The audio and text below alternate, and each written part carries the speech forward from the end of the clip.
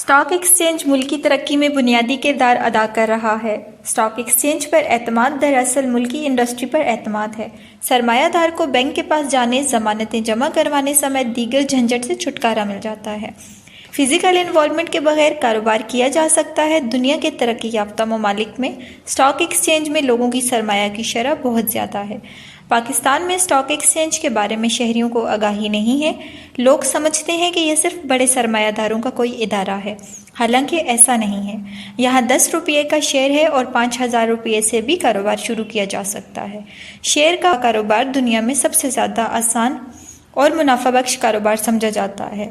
इन ख्यालात का इजहार मानसेरा चैम्बर ऑफ कॉमर्स और पाकिस्तान स्टॉक एक्सचेंज के इश्तराक से मानसेरा में बाज़ार हिस्स में कारोबार और तरीक़ाकार, स्टॉक एक्सचेंज का तारफ़ व ज़रूरत, मेंबरशिप का तरीक़ाकार, शेयर्स की कीमतों का तयन, खरीदार और हिस्स की किस्में और शेयर्स की खरीद व फरोख्त के तरीक़ेकार के मुतालिक आगाही सेमिनार से मुतालिक पाकिस्तान स्टॉक एक्सचेंज के रीजनल हेड सैयद असगर अब्बास नकवी, पाकिस्तान स्पिंसर इक्विटीज़ के चीफ एग्जीक्यूटिव लियाकत खान ने खिताब करते हुए कहा। इस मौका पर मानसेरा चैम्बर ऑफ कॉमर्स के जनरल सेक्रेटरी मुमताज़ शाह ने मानसेरा चैम्बर ऑफ कॉमर्स की तरफ से अपने मुकम्मल तावन का यकीन दिलाया और इस सेमिनार में मानसेरा में मुख्तलिफ कारोबार से जुड़े ख़वातीन व हज़रात और सरमायाकारों ने शिरकत की। सबसे पहले मैं आप लोगों का शुक्रिया अदा करता हूँ कि आपने हमें टाइम दिया और ये जो हम आगाही का सिलसिला है पाकिस्तान में स्टॉक एक्सचेंज का,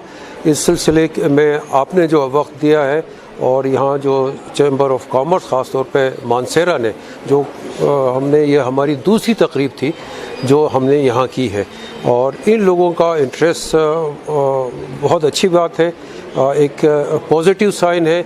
हम ये क्यों करना चाहते हैं, एक्चुअली मुल्क की जो तरक्की है उसका सबसे बड़ा एक जो आंसर है वो स्टॉक एक्सचेंज प्ले करता है। स्टॉक एक्सचेंज का बढ़ना, स्टॉक एक्सचेंज में लोगों का हिस्सा लेना, उससे ये होता है कि इंडस्ट्री फ्लोरिश करती है और इंडस्ट्री फ्लोरिश इसलिए करती है कि बड़े आसान तरीके से उनके पास भी फ़ंड आ जाते हैं। दूसरा, लोगों को भी जो है इंडस्ट्री के बारे में मालूमात हो जाती है कि इंडस्ट्री किस तरह चल रही है, इंडस्ट्री किस तरह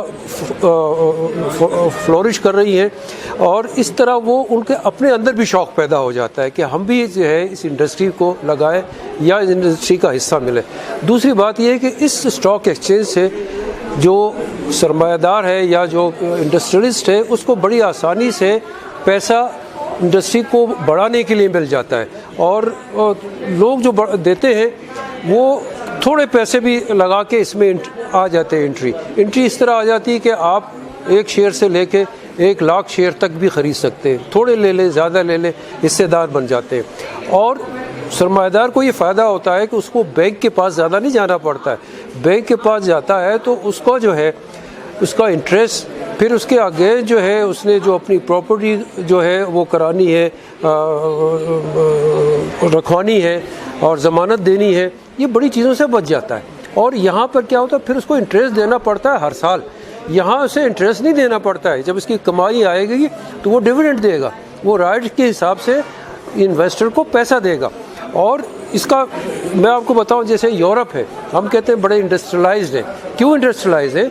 वहाँ पर 22% जो पॉपुलेशन है वो स्टॉक एक्सचेंज में हिस्सा लेती है। इसी तरह अमेरिका भी जो है वो 20 से लेकर 22% तक जो है जो लोग हैं वो स्टॉक एक्सचेंज में इन्वेस्टमेंट कर रहे हैं।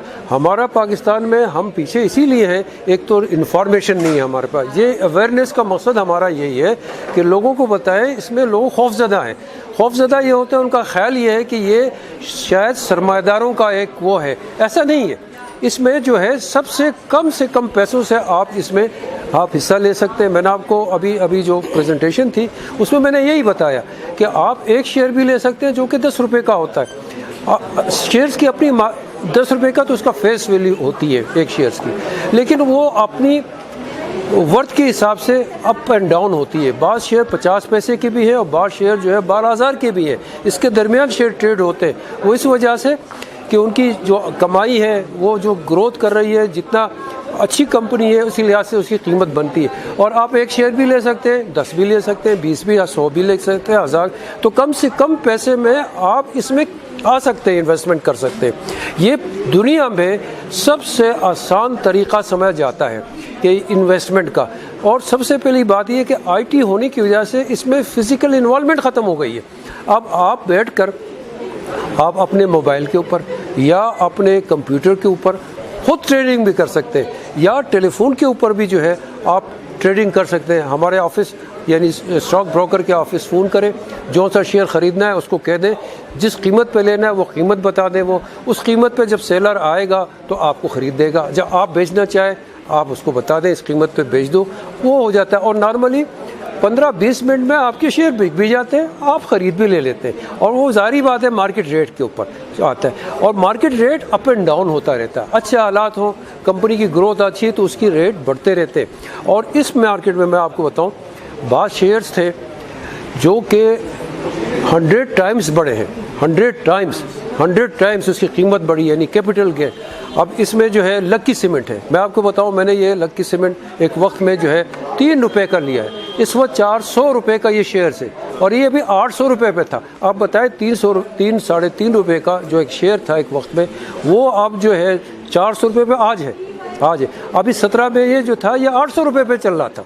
आप बताएं, अब मल्टीप्लाई किया 200% से भी ज़्यादा, 200 टाइम से भी ज़्यादा चला गया। इसी तरह बहुत सारे और हैं। मैपल लीफ है, ये मैंने 1 रुपये 75 पैसे से लिया, ये 120 पे चला गया। और जनाबे वाला एक ये अभी जो भी 25 रुपये पे गिरी हुई मार्केट है। तो बाज़ औक़ात जो है मार्केट डाउन होती है पॉलिटिकल हालात की वजह से। लेकिन उनकी बात है, इसमें ज़्यादातर लोग जो कहते हैं कि नुकसान हो रहा है, नुकसान नहीं होता। नुकसान जब होता है जब रियलाइज़ करते हैं आप।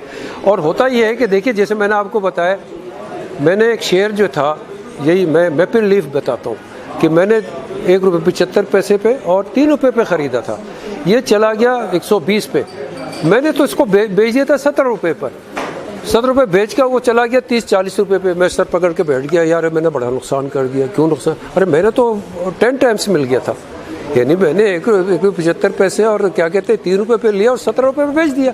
देखे ना कितने टाइम से लिया, फ़ायदा हुआ। नुकसान में क्यों शोर मचा रहा हूँ? क्योंकि वो एकदम 1 महीने के अंदर ही 30-40 पे चला गया और बाद में 120 पे चला गया। तो मैं रोता रहा कि यार ये तो बड़ा नुकसान कर दिया। फ़ायदा हुआ। अच्छा, दूसरी बात ये है कि जिसने मुझसे 17 में लिया उसने ऊपर आगे बेचे, उसने 20 में बेचा होगा, 40 में, 30 में, वो फ़ायदा लिया। आखिर में बाज़ औक़ात ये होता है कि अब जिसने 120 में लिया और आप कहते हैं कि 125 पे आ गया, तो ये उसको बड़ा नुकसान हुआ। लेकिन 120 वाला इस वक्त तक रखता नहीं है, वो जब गिर रहा होता है तो बेच देता है, वो जल्दी बेच देता है, कम नुकसान पे बेच देता है।